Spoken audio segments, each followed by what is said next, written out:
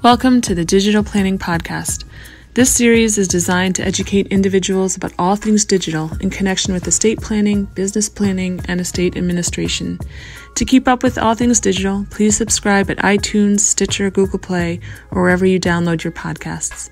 And now, Jennifer Ziegel, a partner at Kleinbart LLC, Ross Bruck, a principal of Estate Genie, and Justin Brown, a partner at Pepper Hamilton LLP, with today's topic.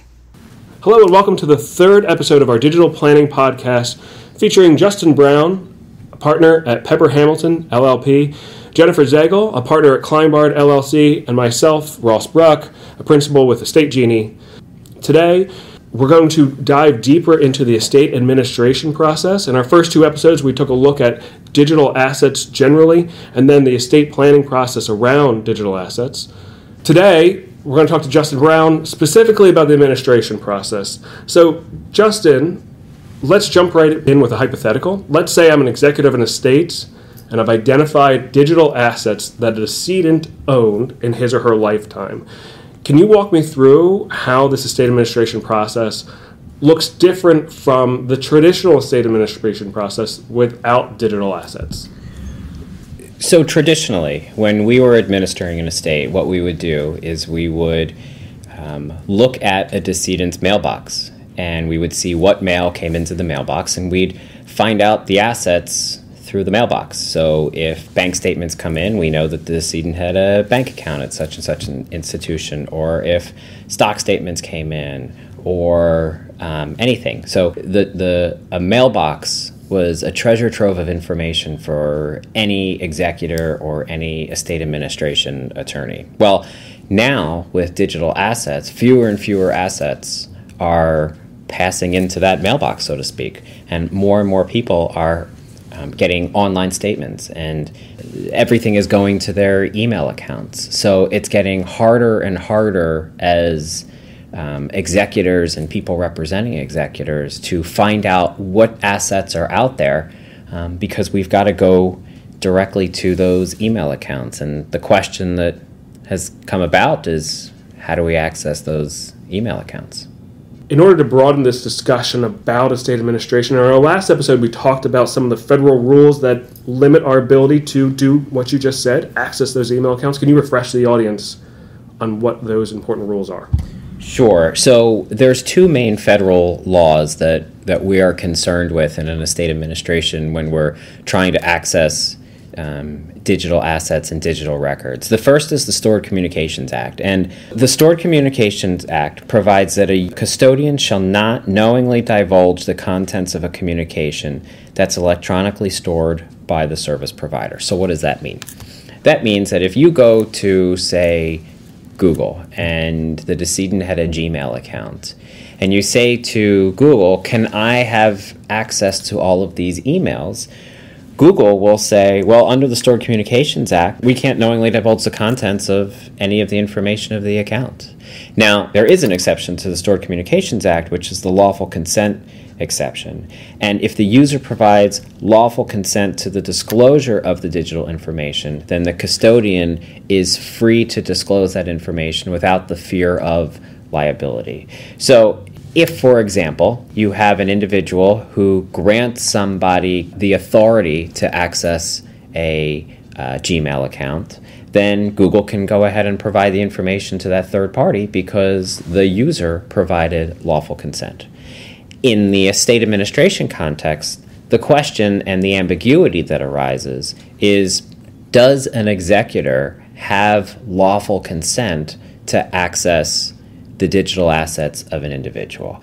And there have been various attempts to create laws. We talked in the last podcast about RUFADAA, and RUFADAA was a way to implement lawful consent and get around the Stored Communications Act.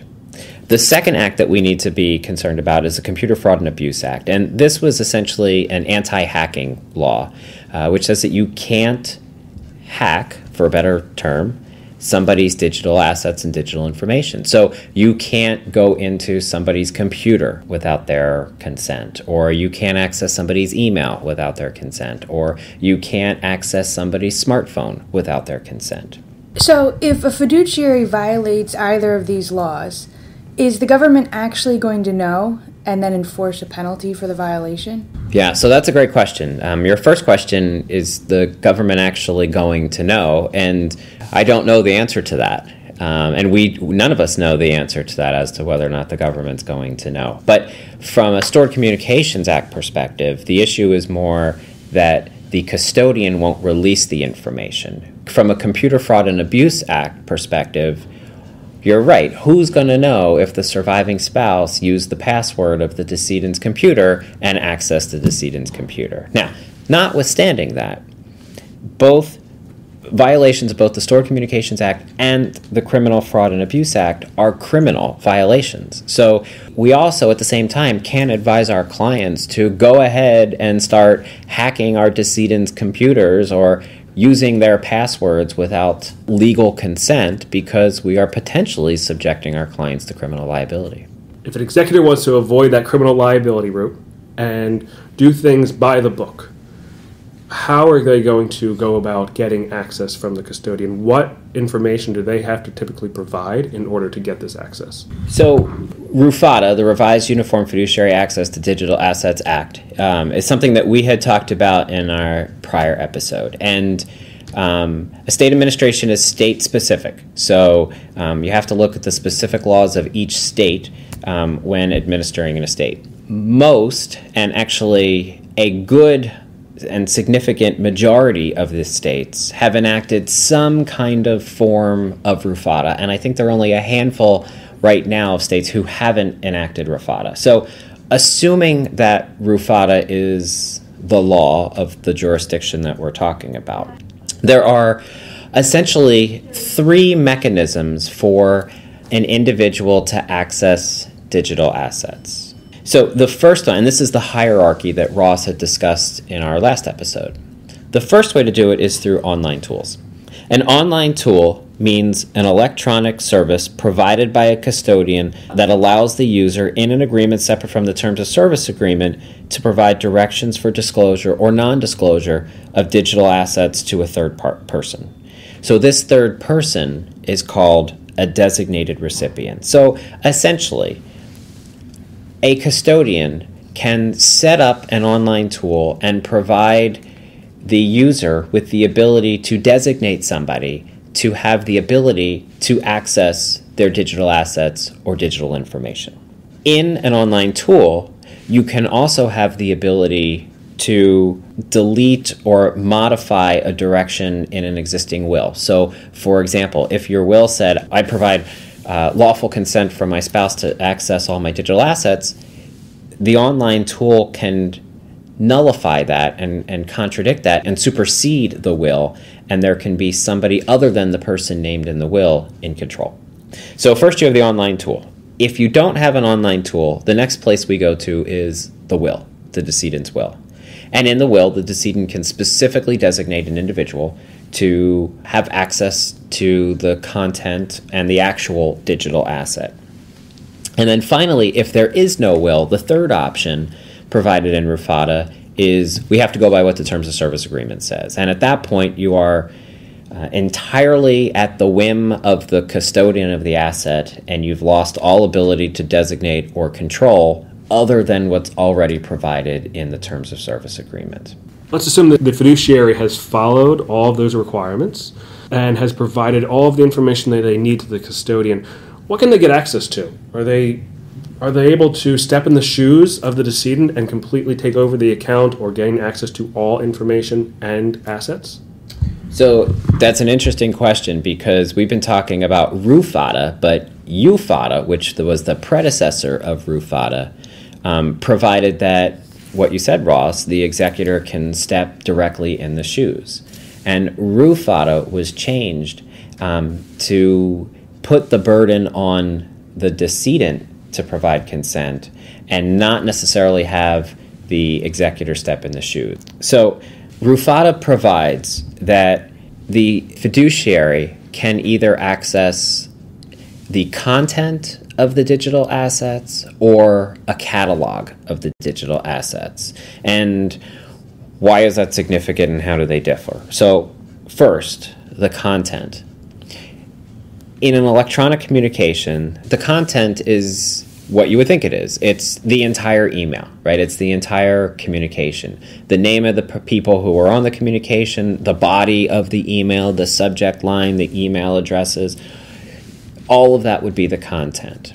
A catalog would be simply the names of the recipients and the senders of an electronic communication, the date of the electronic communication, and the email addresses of the participants involved. And it does not include any information in the subject or anything in the content. So depending upon where you are in RUFADAA, you could get either the content or the catalog. Now, how do we determine content versus catalog?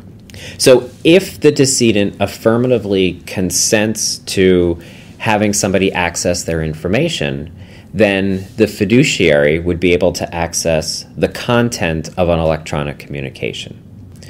But, and this doesn't exactly follow straightforward in RUFADAA, but the language in RUFADAA says, unless the user prohibits disclosure, then the custodian shall get a catalog of electronic communication. So the default would be you get a catalog of the electronic communications if you don't prohibit the disclosure. But if you affirmatively consent, then you get the content. Now, there are fine lines between the two, but those fine lines are significant, which is why we talked about in the last episode, it's so important to have these digital assets clauses in your wills that just affirmatively allow somebody to consent to their fiduciary accessing their digital assets. So big difference between content and catalog. It almost, to go back to your original analogy of standing by the mailbox, it's almost as if you're getting every single envelope that came from a custodian, but the actual letter inside isn't there. At least it's better than nothing, though. At least you have some information about who to follow up with to see whether or not there's an account there. Yeah, so the catalog is not all bad, right? Ideally, you would get all of the content of the communication or all of the content of the asset, but a catalog can be greatly beneficial. I mean, if you think in terms of that analogy, if you are standing by the mailbox and you're not opening up any of the envelopes, but you see an envelope from a financial institution, you at least know that there's an account at this financial institution.